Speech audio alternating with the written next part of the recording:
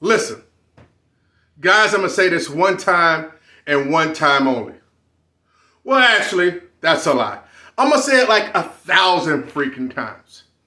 Fantasy football is not a freaking science. It's not. Newsflash, it is not.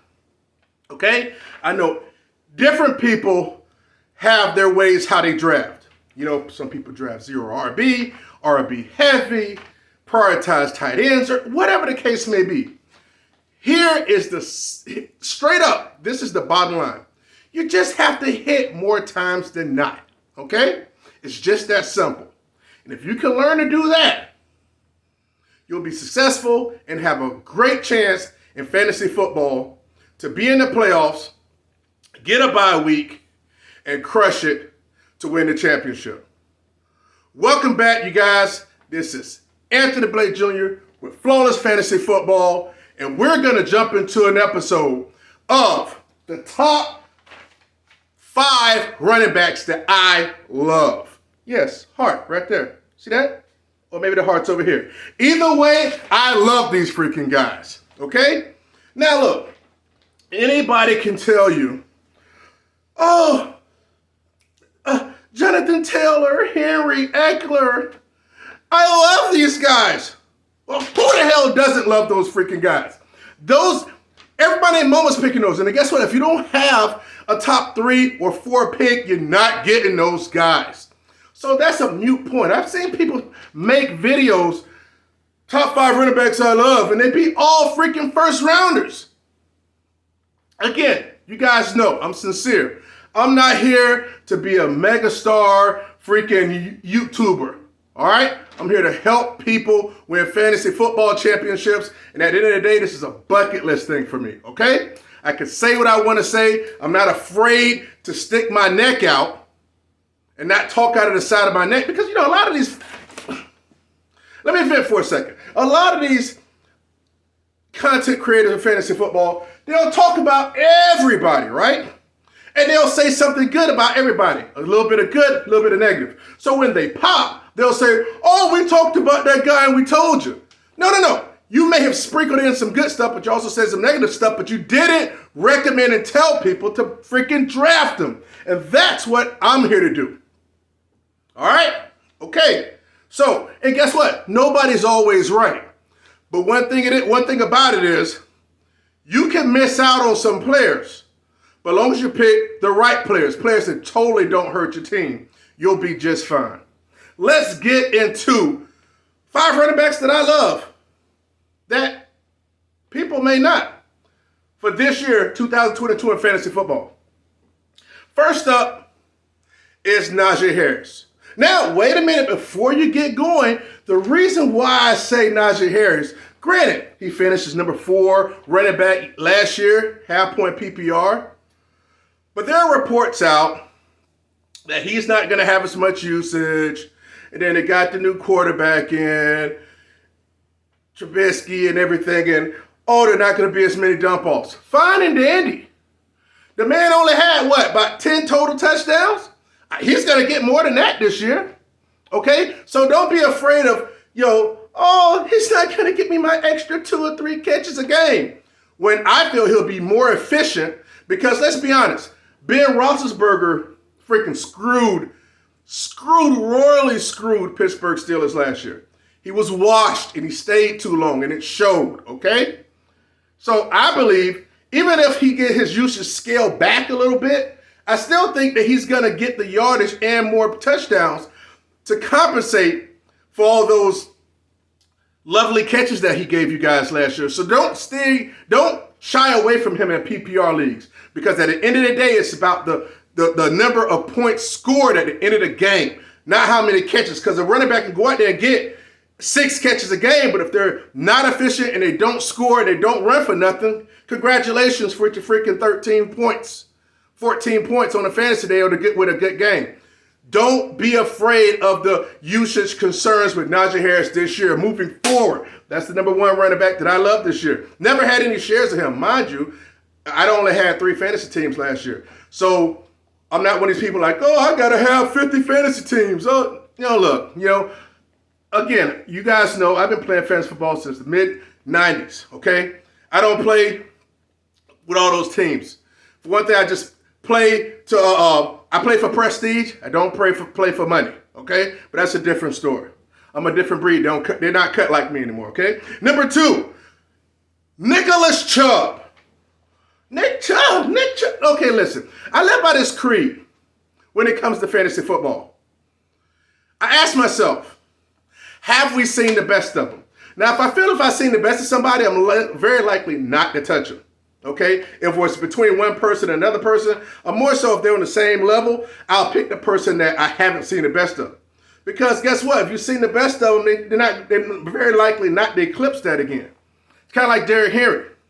Do I think he'll run? I love Derrick Henry. Do I think he'll get 2,000 yards again? Nah, I don't think so. You know, especially after what happened last year and the wide receiver going. But we're not talking about Derrick Henry. I'm not getting sidetracked. Stop trying to sidetrack me, guys. We're talking about Nick Chubb. Nick Chubb played 14 games last year out of 17.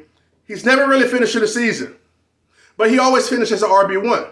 You know, he finished as RB11 last year in half point PPR. And some people are worried about Kareem Hunt. I'm not. Kareem Hunt might get moved. I'm not saying he will, but he might get moved. They already signed Dearness Johnson. Granted, it wasn't a lot of money, but people are so hard up on Kareem Hunt. Oh, Kareem Hunt. Oh, put it on me. Listen, when Kareem Hunt had the chance, he was not a freaking top 5 freaking running back, okay? People are so enamored with the freaking old Kareem Hunt for Kansas City, okay? He's not in that offense anymore. He's not going to be that running back anymore. This is Cleveland freaking Browns. And I also believe with Deshaun Watson, I don't know what's going to happen with that. But if he's there and having a mobile quarterback and somebody that can play action, you know, can roll out and stuff like that and have to spy on a linebacker. Listen, Chubb is he's a dynamic runner, just like Jonathan Taylor. They can take and go 80 yards. Not many running backs can do that. Some can hit the hole, be free in 20 yards, but get caught. That is not Nick Chubb, okay? We haven't seen the best of Nick Chubb, and I like Nick Chubb this year, okay? Now, granted, a lot of you PPR guys are probably going to go for a wide receiver, so you won't pick Nick Chubb. Okay, I got remedies for that too on the back end, okay? I have running backs for later. All right, so Nick Chubb is, you know, I believe that if he gives us 16 games, he'll easily be a top 5 running back. Top 5, top 6 at the lowest. So we haven't seen the best of Nick Chubb, but we're going to see it. Will you be a part of it? All right, it's up to you. Number 3. Listen, and here's the thing. I can tell you these guys, and I have no dog in the fight. I've never had this running back before. But you have to go by what you see. Don't listen to these clowns that are scared to say a thing. Number 3, Cam Akers. Yes, Cam Akers. He had the injury last year, came back. Sure, he was inefficient. But guess what the team did? McVay loves him so much, he kicked Sony Michel to the curb. Now his career will die in Miami Dolphins. And Darrell Henderson is his only backup. In the best games, in the most important games, they gave him the reins, you know, Akers. And he trusted him. Yes, he was inefficient. But maybe that's because he was back too early. Here's the thing. He didn't get hurt again. And if you're in one of the top scoring teams in the league, opportunity. I remember Melvin Gordon was hella inefficient one year. Rushing the ball like 3.6 or 3.7. But he got there. He was a top 7 or top 8 running back on the year in fantasy. And Todd Gurley had a down year. But very inefficient. But if the opportunities are there, you'll put the points on the board. So that's number 3, Cam Akers. Hey, look, McVay wants to prove that, hey, this is the guy. You know, so, hey, I'm going to stick with that. You know, coming off a Super Bowl, Cam Akers with the usage. He didn't get hurt when he came back, so I think he'll be fine. A lot of people are freaking shunning him, but he can be got for a nice price, even in the 3rd probably. Number 4, Breece Hall. Now, this is one of these things you might have to wait on a little bit. But by the time playoff time comes, there will be no sharing the rock. There'll be no sharing the rock with Michael Carter, and he will be the lead dog there. This feels like a Jonathan Taylor pick in his rookie season when you're picking him like 5th round, early 5th round. I mean, one time I picked him at the 502 in a 12-man league. Sometimes you have to wait. But it's going to be Breece Hall's job, and the guy's dynamic, and he can definitely be a league winner. And once it's his and they're committed to him, it's worth the price to pay for Breece Hall. You know, so I mentioned if people that are going to go wide receiver early to grab Breece Hall, because you never know. It might show itself earlier than you think. Breece Hall, number 4. Number 5, guess what? Oh, you see these are people that people are kind of against, you know, the majority of the content creators. Because when they zig, I like to zag. And not just on purpose, because I know they're chumps and they're afraid to not go with each other. And guess what? I'm not a follower. Your homeboy, Anthony Leon Blake Jr., does not follow anybody. Flawless Fantasy Football are not followers. You guys aren't followers. Number 5 is Josh Jacobs. Now, this is just for this 1 year because they didn't pick up his option, and I don't believe he'll be there next year. But they're going to freaking... Now, is he going to run the ball 310, 20 times? Doubt it, especially with Davante Adams. But he will score. He will score double-digit touchdowns this year. And how the hell are you going to stack the box when you got Davante Adams, you got a legit tight end, you got Hunter Renfrow? Listen, they're going to throw a lot, but when they get down to the goal line, they run this guy in. Okay? So he's going to get touchdowns. And heaven forbid if they actually they send everybody upfield and just start dumping it off to him. Heaven forbid. All right?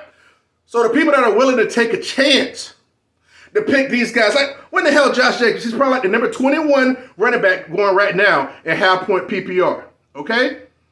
So he's deep into the middle rounds as far as running back goes. You end up picking this guy up as an RB2, and he hits, and you already got wide receivers and legit quarterback. They can forget about it, all right? I like Josh Jacobs. So outside of the obvious running backs, because we don't do obvious stuff here, the running backs I love this year, number 1, Najee Harris. Number 2, Nick Chubb. 3, Cam Akers. 4, Breece Hall. 5, Josh Jacobs. Will all of them hit? Possibly not. Will majority? I believe so. And that's what's important. Flawless Fantasy Football. This is part 1 of the 5 running backs that I love. I'll have that for you dropping tomorrow. Enjoy the fantasy football season. Listen, guys, don't be afraid to take chances. Reach down and freaking grab a pair. So guess what? When somebody be like, how'd you know that was coming? You can tell them about Flawless Fantasy Football or not. But if I was you, I wouldn't. Like, comment, and subscribe. Let's get it done. Flawless Fantasy Football. Comment, baby. Let's get it.